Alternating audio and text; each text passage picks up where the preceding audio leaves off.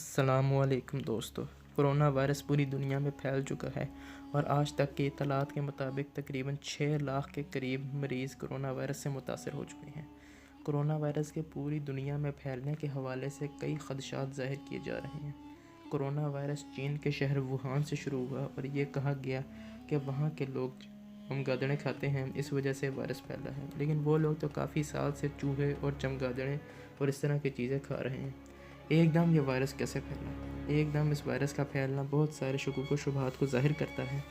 پچھلے کافی عرصے سے امریکہ اور چین کے تعلقات خراب جا رہے ہیں اور ان دونوں ممالک کے درمیان ٹریڈ وار جاری ہے، اور امریکہ چین کی معیشت کو متاثر کرنے کی کوشش کر رہا ہے اور چین امریکہ کی معیشت کو تباہ کرنے کے لیے کوشاں ہیں، اور یہ دونوں ممالک ایک دوسرے کی مصنوعات پر ٹیرف میں اضافہ کر رہے ہیں تاکہ مصنوعات کم سیل ہوں۔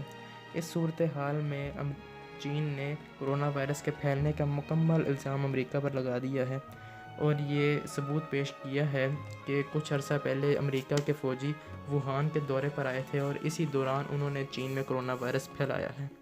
دوسری طرف امریکہ کے صدر ڈونلڈ ٹرمپ نے کرونا وائرس کے پھیلنے کا مکمل ذمہ دار چین کو قرار دیا ہے اور کرونا وائرس کو چینی وائرس قرار دیا ہے، اور یہ کہا ہے کہ آج جو پوری دنیا میں کرونا وائرس پھیل چکا ہے اس کا ذمہ دار چین ہے۔ ایران اور روس نے بھی امریکہ کی دشمنی میں کرونا وائرس کو پھیلانے کا ذمہ دار امریکہ کو قرار دیا ہے، جبکہ اسرائیل اس کا ذمہ دار چین کو سمجھتا ہے۔